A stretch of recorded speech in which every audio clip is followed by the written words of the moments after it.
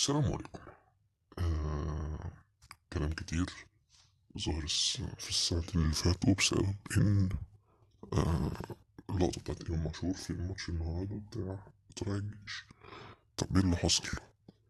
في الدقيقة 80 تقريبا حصل تغيير النادي الأهلي في آخر الدقايق، والنادي الأهلي كان متقدم بهدف.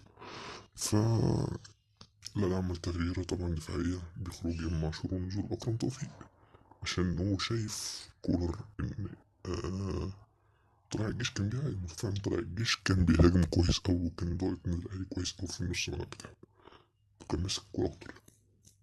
راح منزل أكرم توفيق، فإمام عاشور وخالد. هنقول إن هو حد مش من جمهور الأهلي، بس اللي احنا عارفينه من مصادرنا كان في استاد القاهرة إن هو أحد جمهور النادي الأهلي. يعني حاول إن هو يتطور عليه في الكلام، لكن اللاعب ما عجبوش التصرف معاه، يعني فراح عمل له الإشارة اللي شايفها دلوقتي قدامك دي. إمام عاشور مش الشخصية المهذبة اللي هي ممكن نقول مثلا هي هفهم منه، لأ. إمام عاشور كان ليه اتحاد كتير أوي زمان، يعني حتى قبل ما يجي الأهلي، حتى قبل ما يجي الزمالك، لأ هو فيها فوائد. حتى هو في الزمالك، حتى هو في الأهلي برضه كان فيها فوائد كتير وبتحسن من اللعيبة. ودي النوعية اللي ما بتكملش في الأهلي يعني عموما.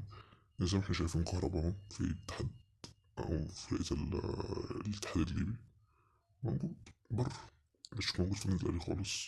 حتى اللعب مفيش حاجة بيعملها بره تذكر إن هي ممكن تبقى حاجة شفاعية إنه ممكن ترجع النادي الأهلي تاني.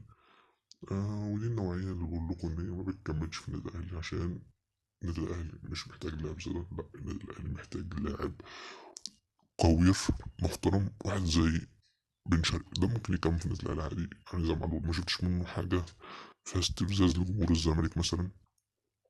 عندك عمرو السولية ما عملش حاجة فيها استفزاز لجمهور الزمالك. دايما الحاجة اللي بتبقى فيها استفزاز تبقى لاعب جاي من الزمالك للأهلي. لكن دي الحل الوحيد اللي مفيهاش لغاية دلوقتي، هي من عمر كمال ومن بن شرقي. هما الاتنين الوحيدين اللي أنا مشفتش منهم حركة استفزاز.